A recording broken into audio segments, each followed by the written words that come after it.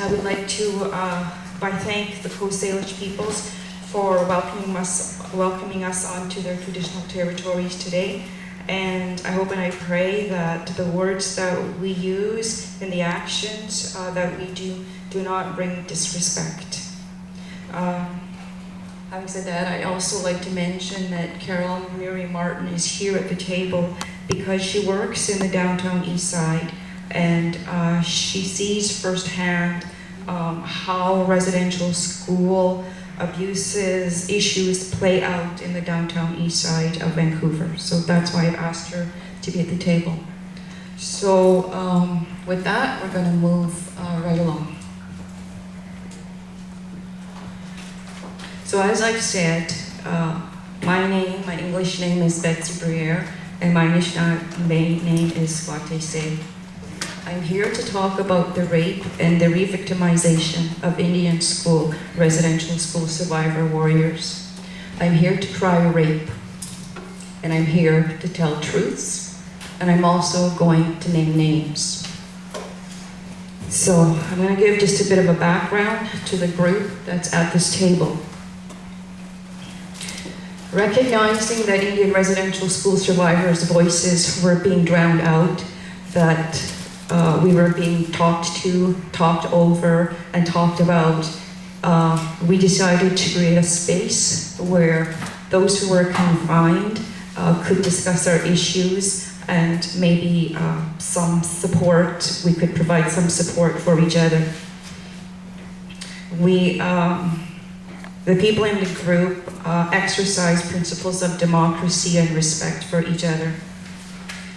So along the course of the way, as we began to talk, we recognized that the present Indian residential school settlement processes were financially exploitive. They were damning and detrimental to Indian residential school survivors. And so we decided to take action, and we created a petition. And the petition that we have created is to rescind the present IAP settlement process and create a more respectful and meaningful process.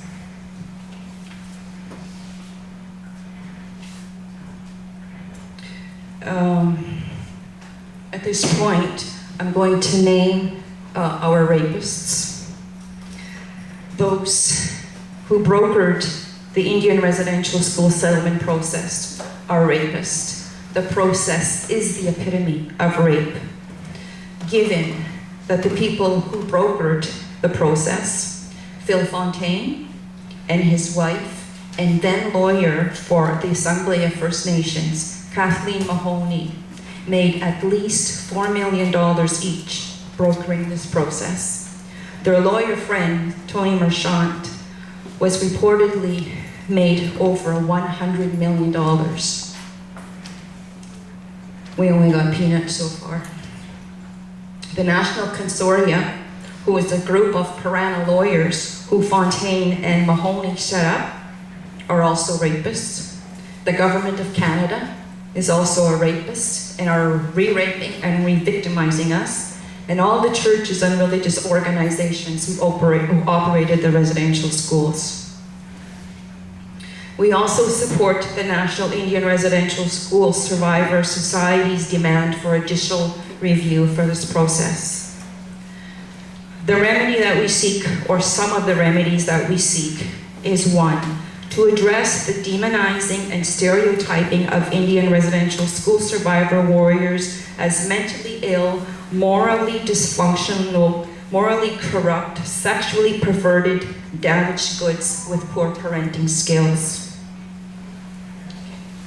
We propose that Phil Fontaine, Kathleen Mahoney, and all members of the National Consortium be removed from the National Administrative Committee, and as that is the epitome of the foxes guarding the hens. And in this case, these hens are laying very, very golden eggs. We propose that we address the dysfunction at the Assembly of First Nations and all Indian reserves, especially in electing rapists as chiefs and convicted sex offenders. And we propose providing community safety and safety to women in addressing corruption at the Assembly of First Nations and all Indian bands. And this has been recently reported by the APTN. We propose the recovery of all monies from all those who brokered the dirty deal. Recovery of monies from all lawyers representing Indian residential school warriors in this process, and that Indian residential school warrior survivors be consulted directly. We increase the common experience amounts to $300,000 each. We consider precedents set in the Supreme Court. For an example, Blackwater and Flint. And this is just some of the remedies. Thank you for listening with an open heart and an open mind.